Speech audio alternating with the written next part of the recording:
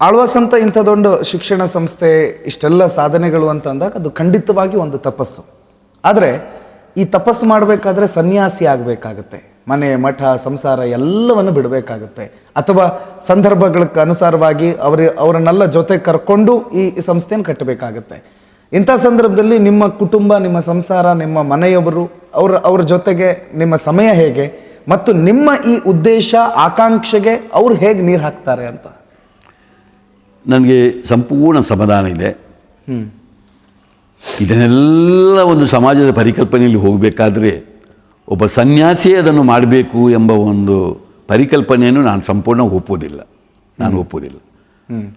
ಸನ್ಯಾಸಿಯ ತ್ಯಾಗ, ಅವರ ಬದ್ಧತೆ, ಆ ಮನೋಧರ್ಮವನ್ನು ನಾವು ಇಟ್ಕೊಂಡು ಯಾರೇ ವ್ಯಕ್ತಿ ಆ ಪರಿಕಲ್ಪನೆಯಲ್ಲಿ ಬದುಕಬಹುದು. ನನ್ನದು ಅದೇ ರೀತಿಯ ಪರಿಕಲ್ಪನೆ. ನಾನು ಶುದ್ಧ ಸನ್ಯಾಸಿ ಅಂತೇಳಿ ನಾನು ಹೇಳಲಿಕ್ಕೆ ಬರೋದಿಲ್ಲ.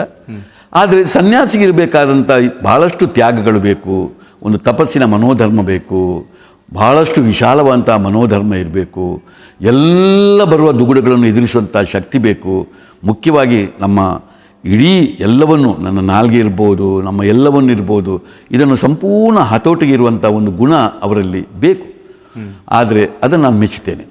ಆದರೆ ನಾನು ಶುದ್ಧ ಸನ್ಯಾಸಿ ಆಗದೆ ಹೋಗಿದ್ರು ಕೂಡ ಆ ಮನೋಧರ್ಮವನ್ನು ತೆಗೆದುಕೊಂಡು ನಮ್ಮ ಸಮಾಜದ ಪರಿಕಲ್ಪನೆಯಲ್ಲಿ ನಾನೊಬ್ಬ ವ್ಯಕ್ತಿಯಾಗಿ ನನ್ನ ಬದುಕಿನಲ್ಲಿ ನನಗೆ ಒಬ್ಬ ತಂದೆ ತಾಯಿಯ ಮಗನಾಗೂ ಬದುಕಬೇಕು, ಮುಂದೆ ಹೋಗಬೇಕು, ನಾನು ದಾಂಪತ್ಯ ಜೀವನಕ್ಕೂ ಬರಬೇಕು, ದಾಂಪತ್ಯ ಜೀವನವನ್ನು ನಾನು ಅನುಭವಿಸಬೇಕು, ನಾನು 2 ಮಕ್ಕಳನ್ನು ಜನ್ಮ ಕೊಡಬೇಕು, ಜನ್ಮವನ್ನು ಕೊಟ್ಟು ಆ ಮಕ್ಕಳಿಗೂ ಕೂಡ ಸಂಸ್ಕಾರವನ್ನು ಕೊಟ್ಟು ಅವರಿಗೂ ಕೂಡ ನನ್ನ ಹಾಗೆ ಬದುಕುವಂಥ ಅವಕಾಶವನ್ನೆಲ್ಲ ಮಾಡಿಕೊಟ್ಟು ತುಂಬು ಕುಟುಂಬ ನನ್ನ ಮನೆಯಲ್ಲಿ ಇರಬೇಕು, ಇದ್ದುಕೊಂಡು ನಾವು ಇದನ್ನು ಬೆಳೆಸ್ಕೊಂಡು ಹೋಗಬೇಕು ಅಂತ ನನ್ನ ಆಸೆ, ಕುಟುಂಬದ ಆಸೆ.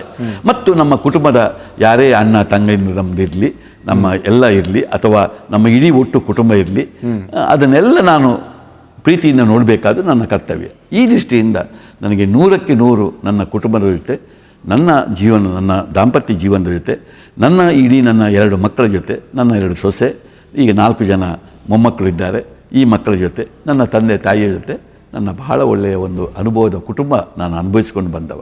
ಇದಕ್ಕೆ ನನಗೆ ಸಂಪೂರ್ಣ ತೃಪ್ತಿ, ಖುಷಿ ನನಗೆ ಇದೆ.